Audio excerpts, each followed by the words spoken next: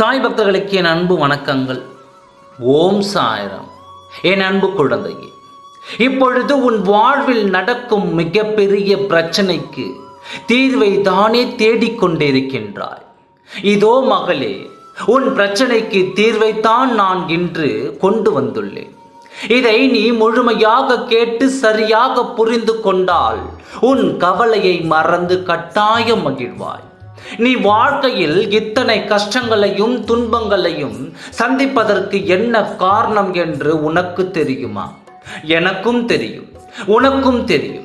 தெரிந்தோ தெரியாமலோ சற்று அவசரப்பட்டு யோசிக்காமல் நீ எடுத்த ஒரு முடிவு தான் உனக்கு நிம்மதியற்ற சூழ்நிலையை இப்பொழுது தந்து கொண்டு இருக்கிறது.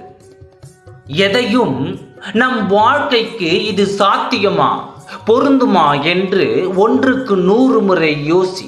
அதன் பிறகு இதுதான் உன் முடிவு என தீர்க்கமாக அதில் நிலைத்திடில்.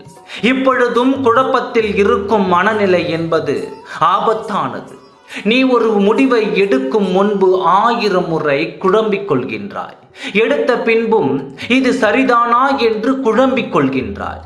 செயல்கள் நடந்து கொண்டு இருக்கும் பொழுது இது சரியாக நடந்து முடியுமா என்று குழம்பிக் கொண்டே இருக்கின்றாய். இத்தனை குழப்பங்களோடு நீ இருந்தால் உன் மனம் எப்பொழுது தெளிவாகும்?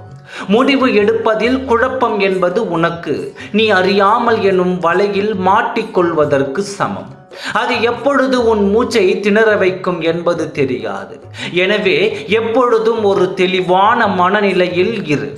ஒரு தெளிவான முடிவு எடுக்க வேண்டும் என்றாலும், தெளிவான மனநிலை வேண்டும் என்றாலும் சற்று மௌனம் மட்டுமே போதுமானது. எப்பொழுதும் சாந்தமாக இரு. அதிகமாக யோசிக்காமல் மனதை அமைதியாக வைத்துக் கொள்ள பழகு. இந்த அமைதியே உன் பல குழப்பங்களும் பிரச்சனைகளுக்கும் நல்லதொரு தீர்வை தரும். எதற்கெடுத்தாலும் கோபம் வந்து விடுகிறது. அது எதற்காக என்பதை நீ என்னிடம் கேள்வி கேட்டாய் அல்லவா? இப்பொழுது சொல்கின்றேன் கேள். அதற்கு ஒரே ஒரு காரணம் மட்டும்தான் உள்ளது. உன்னுடைய எதிர்பார்ப்பு. எல்லா விஷயத்திலும் அதிகமாக எதிர்பார்க்கின்றாய். அளவு அதிகமாகவே எதிர்பார்த்து கொள்கின்றாய்.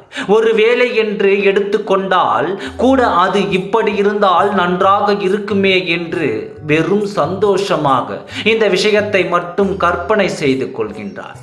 அதில் கஷ்டமும் இருக்கும். அதை நான் சுலபமாக நேர்மையான வழியில் எதிர்கொள்ள வேண்டும் என்று யோசித்துக்கொள். வாழ்க்கை என்பது சந்தோஷமும் கஷ்டமும் நிறைந்தது என்பதை முதலில் புரிந்து கொள். அப்பொழுது உனக்கு பெரிதாக பிரச்சனை தெரியாது.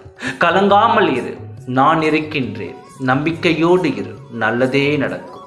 ஓம் சாய்ராம். நன்றி, வணக்கம்.